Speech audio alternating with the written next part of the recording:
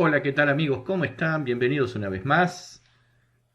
En la clase de hoy vamos a hablar sobre electromagnetismo, un tema que es fundamental para la comprensión de todo lo que refiere a las máquinas eléctricas. Me han estado pidiendo que haga videos sobre transformadores y sobre motores eléctricos, por lo que considero oportuno hacer previamente estas clases sobre el electromagnetismo, que es la base de todo lo demás. Y vamos a comenzar hablando del campo magnético que se produce en un conductor rectilíneo. Campo magnético en un conductor rectilíneo. Cuando circula corriente por un conductor, se produce a su alrededor un campo magnético de líneas de fuerza circulares y concéntricas. La intensidad de dicho campo magnético será tanto mayor cuanto mayor sea la intensidad de la corriente que circula por el conductor.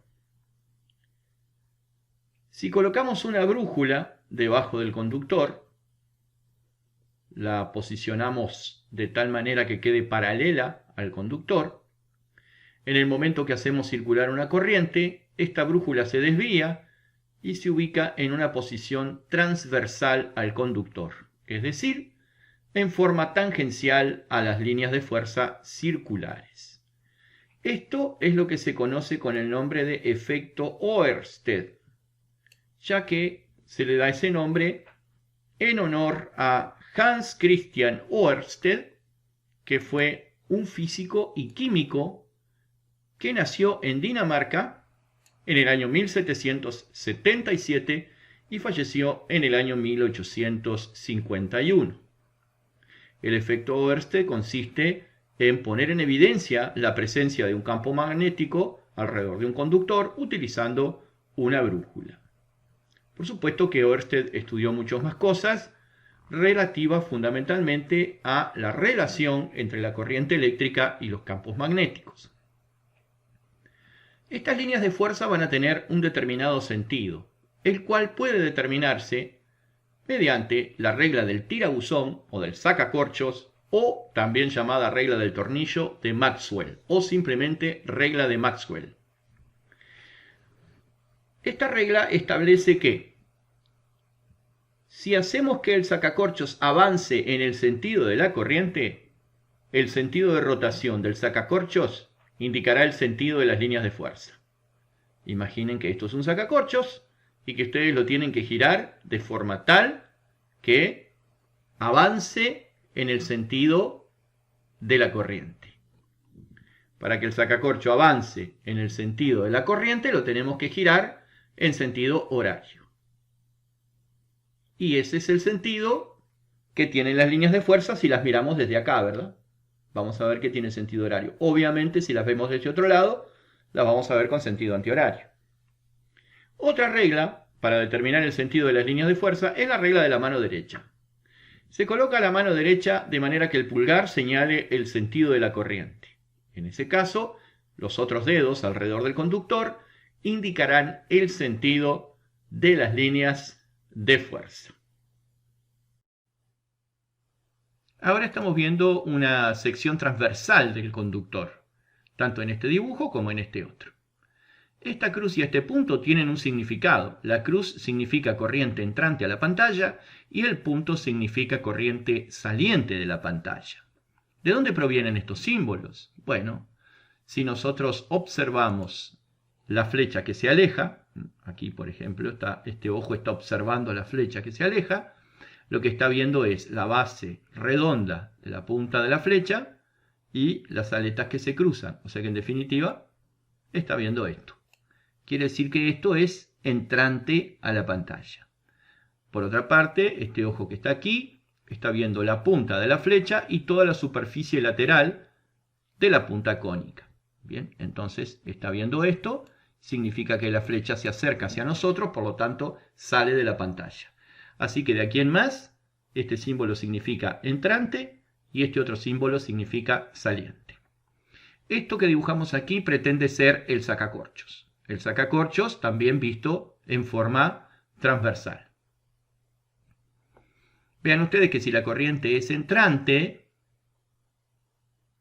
para que el sacacorcho se desplace en el sentido de la corriente, habrá que girarlo en el sentido de las agujas del reloj. Digamos, para que el sacacorcho avance hacia adentro de la pantalla.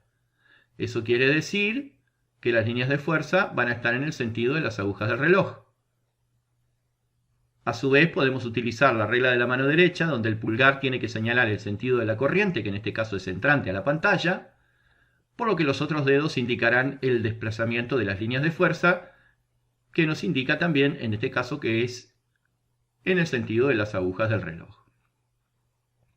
Si la corriente es saliente, el sacacorchos debe girarse de tal manera que vaya saliendo de la pantalla, o sea que debe girarse en sentido antihorario, por lo tanto, el sentido de las líneas de fuerza será antihorario.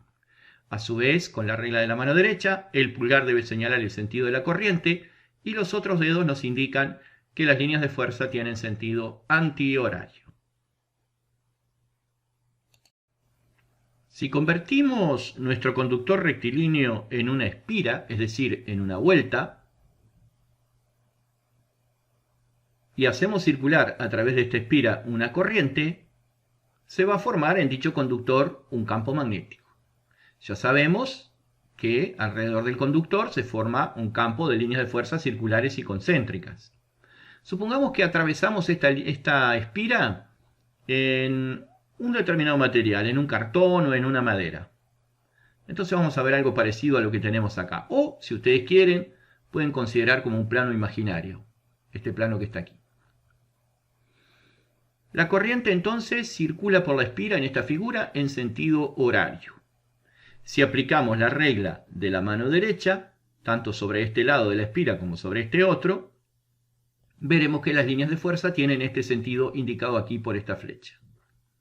Y del otro lado, evidentemente, este sentido así. Esto quiere decir que por la cara que estamos mirando, a la cara que estamos enfrentados de la espira, entran las líneas de fuerza y por la cara opuesta salen. Por lo tanto, estamos enfrentados a una cara de la espira, que es el polo sur, ya que por ahí entran las líneas de fuerza, y la otra cara de la espira, la opuesta, es el polo norte, ya que por ahí salen las líneas de fuerza. Si invertimos el sentido de la corriente, en vez de horario pasa a ser antihorario, se produce un campo magnético, como siempre, y si aplicamos ahora la regla de la mano derecha, tanto de este lado de la espira como de este otro, vamos a ver que las líneas de fuerza tienen este otro sentido marcado aquí por estas flechas.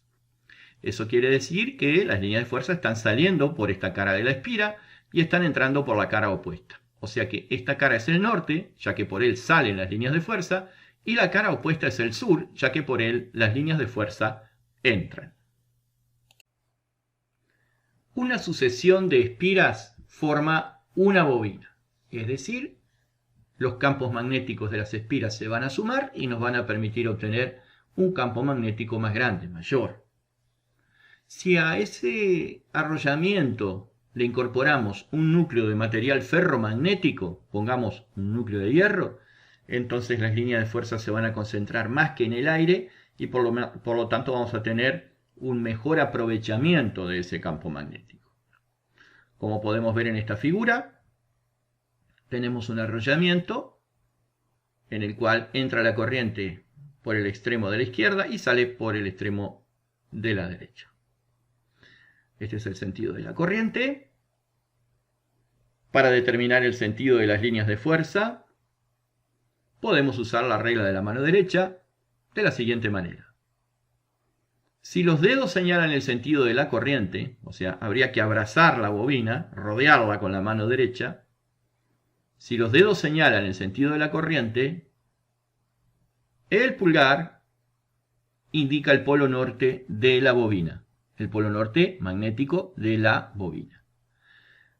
Como la corriente va en el sentido señalado en la figura, así deberíamos colocar la mano derecha para abrazar la bobina con los 4 dedos restantes y el pulgar estaría señalando el polo norte de dicha bobina. Así que si el pulgar señala para acá, quiere decir que acá tenemos el norte y acá tenemos el sur. Y como sabemos, las líneas de fuerza van de norte a sur en la parte externa de un imán y de sur a norte en la parte interna.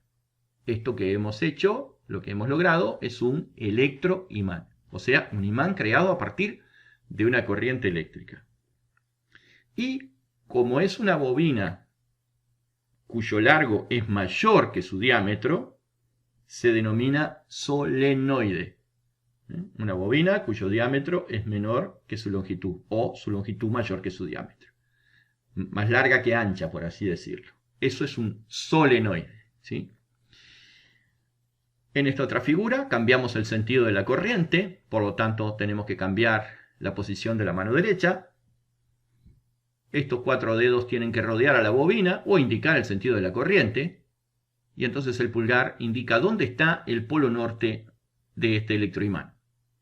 El pulgar nos dice que el polo norte está aquí, por lo tanto el otro extremo es el polo sur. Las líneas de fuerza van de norte a sur en la parte externa del electroimán y de sur a norte en la parte interna. Si queremos calcular la inducción magnética, o sea, la cantidad de líneas por centímetro cuadrado en el núcleo del electroimán, aplicaremos esta fórmula. Allí nos dice que la inducción magnética es 1.25, que es una constante de conversión de unidades, por mu, que es la permeabilidad del núcleo, por n, que es el número de espiras de la bobina, por I, que es la intensidad que la recorre, sobre L, que es el largo que abarca el arrollamiento. Atención a esto. No es el largo del núcleo, es el largo que abarca el arrollamiento. Eso es muy importante tenerlo en cuenta. Y fíjense que cuanto más separadas estén las espiras, mayor longitud va a abarcar el arrollamiento y por lo tanto menos líneas por centímetro cuadrado vamos a tener. Y cuanto más juntas estén las espiras, menor longitud abarcará el arrollamiento y por lo tanto mayor cantidad de líneas por centímetro cuadrado vamos a tener. Este 1.25 es para que la inducción magnética nos dé en Gauss. Si nos vamos a manejar con las unidades del sistema internacional, entonces el 1.25 no lo ponemos y la inducción nos va a dar en Tesla, que es la unidad que se usa para la inducción en el sistema internacional. ¿Qué son cada una de las letras? Bueno, B es la inducción magnética en Gauss. Mu es la permeabilidad magnética del núcleo. N es el número de espiras de nuestra bobina o solenoide. I es la intensidad de corriente que la circula en amperios. L es la longitud abarcada por el arrollamiento en centímetros. Si trabajamos en el sistema internacional, la longitud la vamos a tener que tomar en metros. ¿Sí? Yo prefiero trabajar en el sistema CGS porque me manejo con números más amigables, por así decirlo. ¿De acuerdo? Entonces, esta es la fórmula para determinar la inducción magnética en una bobina. 1.25 por permeabilidad, por número de espiras, por intensidad, sobre longitud abarcada por el arrollamiento.